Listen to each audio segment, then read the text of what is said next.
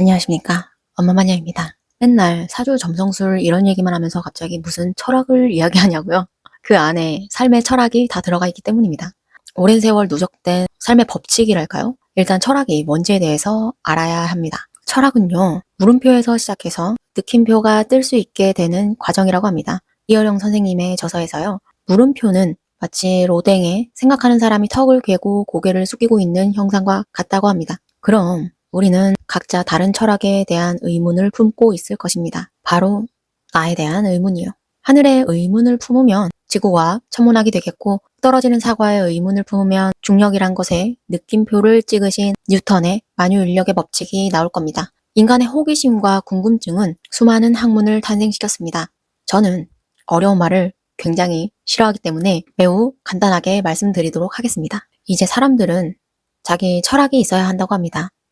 이 말은 대체 무엇일까요? 제 귀에는 본인의 줏대가 있어야 한다는 이야기로 들립니다만, 기본적으로 본인, 그러니까 자신의 존재에 대해서 궁금증이 있어야 된다는 말입니다. 인생의 과정은요, 마치 철학과도 같습니다. 어릴 때 호기심으로 시작해서 삶을 살면서 각종 느낌표에 놀라기도 하고 감동을 받기도 하고, 그러면서 사람은 성장해 나갑니다.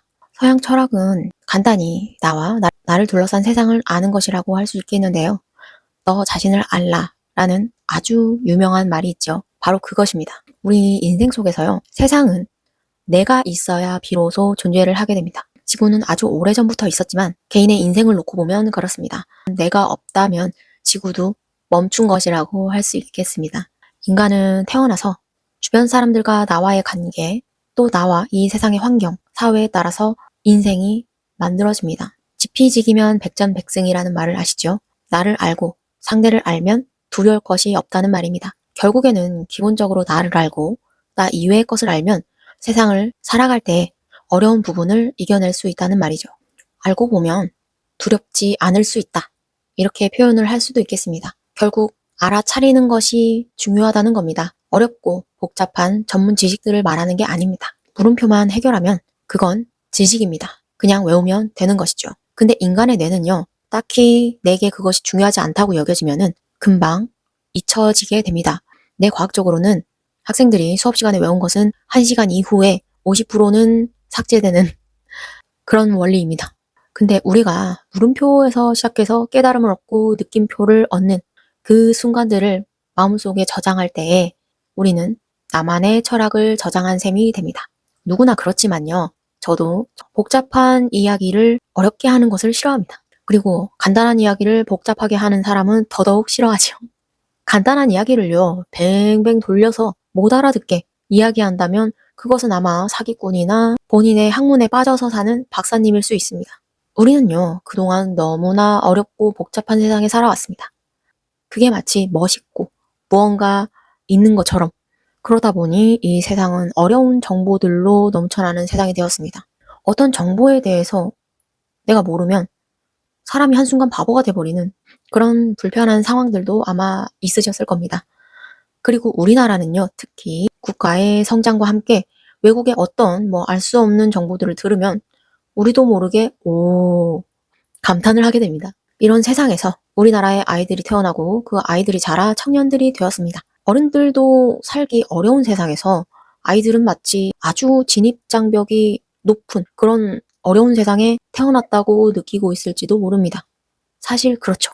세상에는요, 알아야 하는 게 왜 이리 많고 해야 한다는 것들이 왜 이리 많은지, 하지만 들어도 제대로 이해가 안 되거나 혹은 알긴 알겠는데 나의 생활에는 하등 적용이 되지 않는 그런 무수히 많은 정보성 이야기들일 겁니다. 이 세상에는 너무 많은 필요 없는 정보들이 많고 우리는 언제든지 그 정보들을 터치 하나로 볼 수 있고 알 수 있게 됩니다. 하지만 그것들은 그저 머릿속에서 스쳐 지나가는 것들일 뿐이고 우리에게 굳이 필요치 않은 정보일지도 모르겠어요.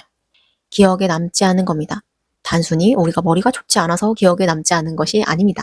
우리나라 언어에는요, 기라는 말이 참 많이 들어갑니다. 기가 차다, 인기, 기운이 좋다, 기운 차다, 기가 차다, 기가 막혀, 기를 쓰다, 기를 펴다, 기분. 그렇죠? 이것들이 말하는 기는 분위기, 눈치, 뭔가 느낌, 그런 우리가 간접적으로 느낄 수 있는 감각들입니다. 그리고 감이라는 것도 있습니다. 감은요, 우리가 직접적으로 느끼게 되는 것입니다. 감지하다, 감동하다, 예감, 소감, 감성, 감상, 직감, 감이 좋다 등등 우리가 직접 자발적으로 체험해보고 느껴볼 때 우리가 알고 있는 정보들은 우리의 감이 움직이면서 감동으로 우리에게 느낌표를 찍게 됩니다. 그렇게 나만의 철학이 쌓여가는 겁니다. 미래에 그 어떠한 알 수 없는 태풍이 불더라도 우리는 나라는 뿌리가 정말 튼튼하고 자기 철학으로 내면이 풍성해진 나무라면 내가 가꾸고 길러온 나뭇잎이나 과일들이 다 떨어질지라도 시간이 지나면 잃었던 것들이 다시 자라날 수 있을 겁니다. 오늘은 자기 철학이 무엇인가에 대한 고찰이었습니다. 감사합니다.